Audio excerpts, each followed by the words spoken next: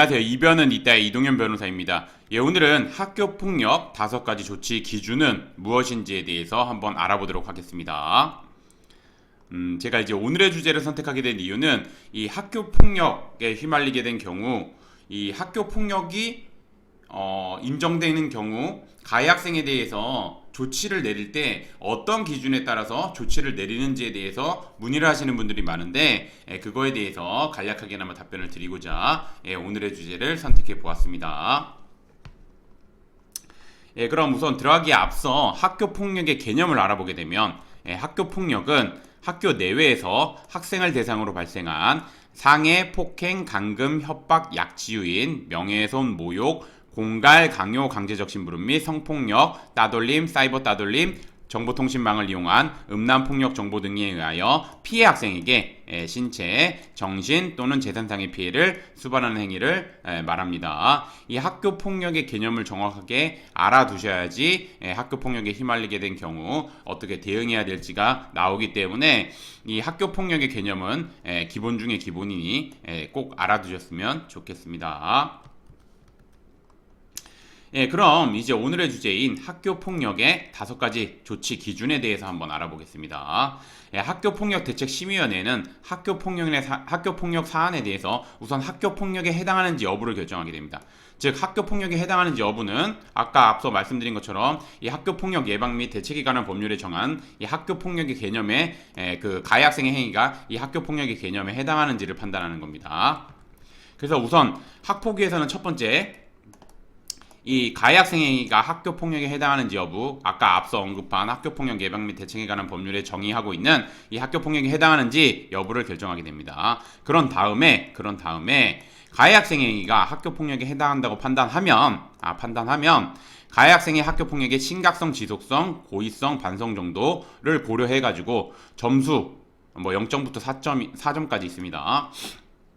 로 각 수치화한 뒤 이를 합산하여 가해 학생에 대해서 피해 학생에 대한 서면 사과, 피해 학생 및 신고 고발 학생에 대한 접촉 협박 및 보복 행위 금지, 학교에서의 봉사, 사회봉사, 학내외 전문가에 의한 특별교육 이수 또는 심리치료, 출석 정지, 학급 교체, 전학, 퇴학 처분 등 이렇게 조치를 내리게 됩니다. 이걸 좀 간략하게 좀 표로 그려진 거를 보게 되면 이렇게 되는 겁니다. 보시면 학교폭력의 심각성, 지속성, 고의성, 반성 정도, 화해 정도, 그 다음에 0점부터 4점까지 각 점수를 매겨서 이거를 합산해서 요거 각 이걸 합산해서 점수가 1점부터 3점 나오면 1호, 즉 피해 학생에 대한 서면 사과.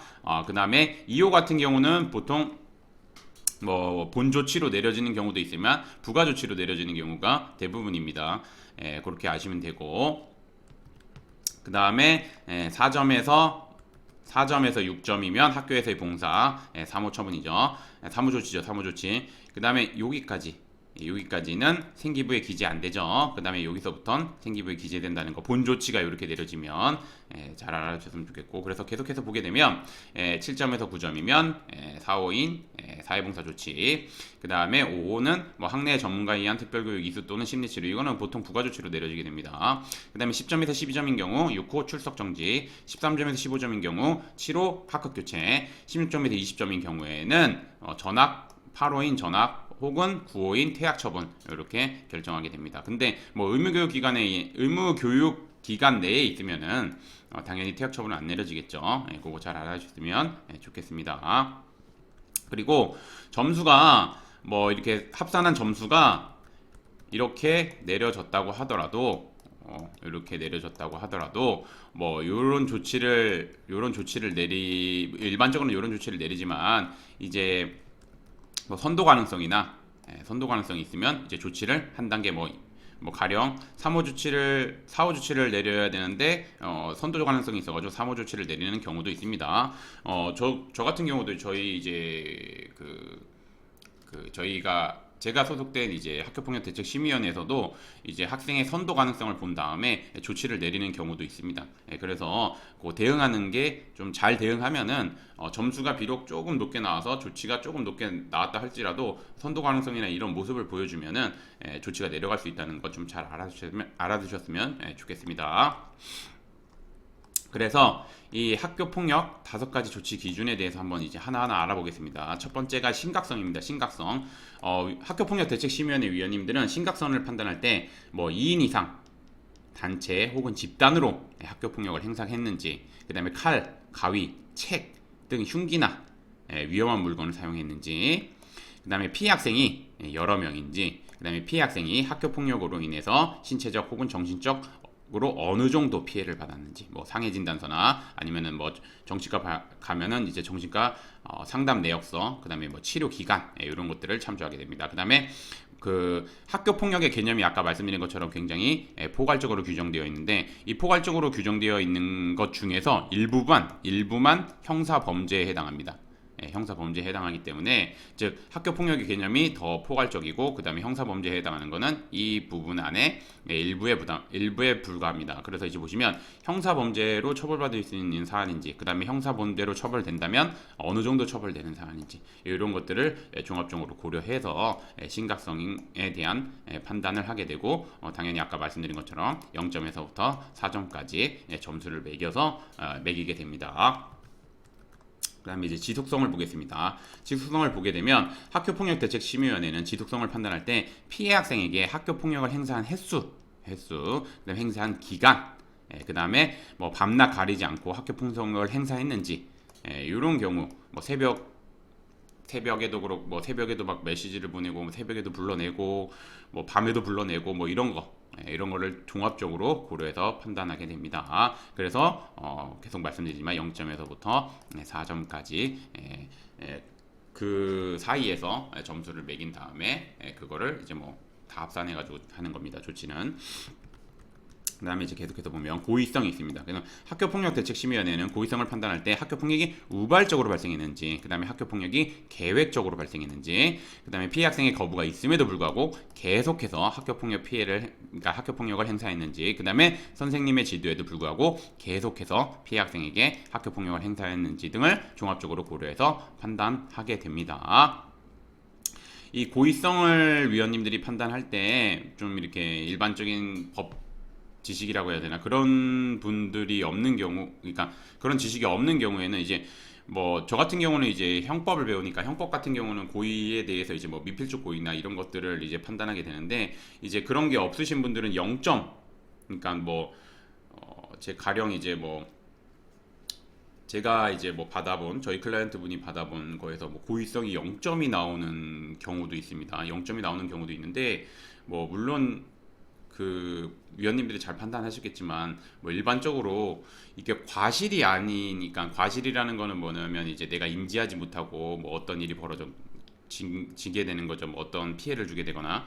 근데 이제 뭐 학교 폭력 관련해 가지고는 과실범에 대한 그 그러니까 과실에 대해서는 학교 폭력에 해당하지 않는다는 판례가 있습니다. 학교 폭력에 해당하지 않은 판례가 있기 때문에 이 고의가 있어야지 이 학교 폭력에 해당한다고 보는 겁니다.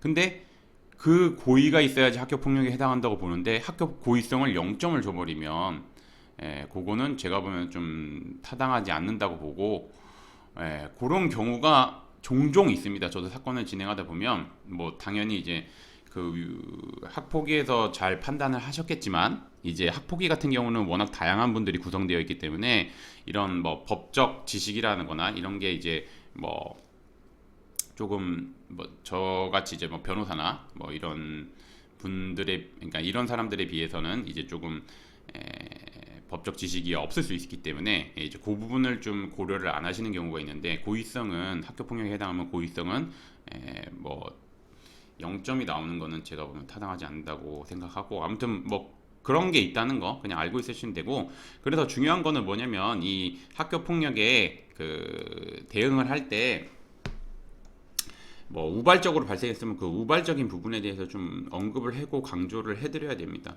그런 부분, 그 다음에 이제 뭐 거부가 없었다는 거, 아니면은 뭐 선생님의 지도가 없었다는 거, 물론 뭐 보통 이제 그러면서 장난을 쳤다 하면서 혐의를 부인하는 경우가 있는데, 그렇게 하지 마시고 피해자가 거부가 없어서 장난을 치게 되는데 정말 죄송하다, 다시는 안 그러겠다, 뭐 이런 식으로 이제 나와야 되는 게 맞겠죠. 아무튼 그렇고요. 제가 뭐 말이 길어졌는데 계속해서 넘어가겠습니다.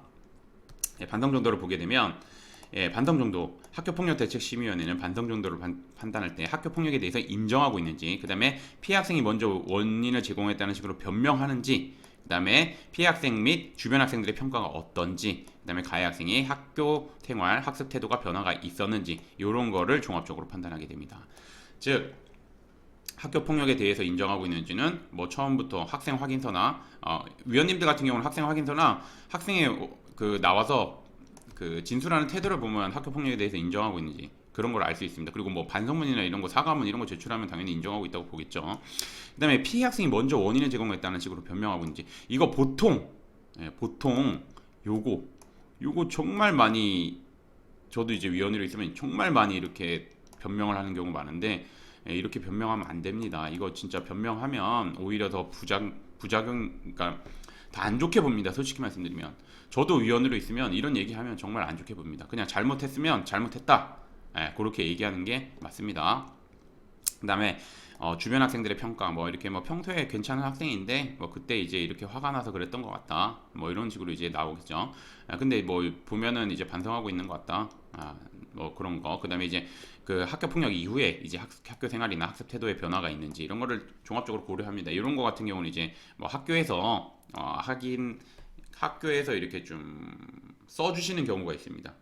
그 이렇게 저희 이제 위원님들이 가면은 학교에서 이제 조사한 내역이나 이런 거를 보게 되면 이런 거 이제 적혀 있는 경우가 있는데, 이런 거 적혀 있으면 당연히 좋게 보겠죠. 당연히 반성 정도에서 좋은 점수 주겠죠. 그거 아시면 되고. 그다음에 이제 마지막으로 화해 정도 보게 되면 학교폭력대책심의위원회는 화해 정도를 판단할 때 가해 학생이 피해 학생의 치료비를 부담했는지, 그다음에 사과 메시지, 사과 편지나 문자 메시지 등을 보냈는지, 그다음에 합의를 했는지, 이런 거를 종합적으로 고려해서 판단하게 됩니다. 합의를 하는 게 가장 좋고, 합의서를 그럼 제출하거나 아니면은 뭐 서로 뭐 이제 뭐 다툼을 원만하게 해결했다, 뭐 그런 식으로 이제 뭐 서류가 하나라도 작성해서 제출되면 굉장히 좋은 거고, 그 다음에 그 합의가 안 되더라도 피해 학생으로부터 아니면 피해 학생 부모님으로부터 용서를 받지 못한다고 하더라도 용서를 받기 위해서 노력을 했는지를 판단하게 됩니다. 그렇기 때문에 이 사과 편지나 문자 메시지 등을 보냈는지도 굉장히 중요합니다. 그래서 이런 자료가 있으면, 비록 합의가 안 됐다 하더라도 이런 자료가 있으면 좀 제출하는 게 좋습니다. 특히나 이제 학교에서 뭐 이렇게 말하는 경우가 있습니다. 학교에서 이제 뭐 가해 학생 아니면 가해 관련 학생 부모님한테 피해 학생 부모님이 연락을 받기 원하지 않으니까 연락 안 해주셨으면 좋겠다 하는 경우가 있습니다. 경우가 있는데, 그런 경우에 그러면 이제 그때 그냥 바로 연락을 안 하시는 경우가 있는데, 그런 경우에도 진심으로 사과하고 싶다, 선생님 한 번만 더 부탁드린다, 한 번만 더 부탁드린다 해서 뭐 몇 번 부탁드린 그런 문자 메시지 내용이 있으면 그거라도 보내는, 그거를 이렇게 캡처해가지고 학폭위에다가 제출을 하면 위원님들이 이런 걸, 이 화해 정도를 판단할 때 그런 걸 다 고려하게 됩니다. 그러니까 그런 것들 꼭 준비해 주셔서 준비해서 진행해 주셨으면 좋겠습니다. 그리고 뭐 그렇게 해서 이제 뭐 0점에서 아까 말씀드린 것처럼 4점 사이에 점수를 하게 되고, 그리고 지금까지 본 이 학교 폭력의 심각성, 지속성, 고의성, 반성 정도, 화해 정도 이런 거를 다 합산해 가지고 아까 말씀드린 것처럼 여기에 각 조치들을 내리게 됩니다. 조치들을 내리게 됩니다. 잘 알아주시면 좋겠습니다.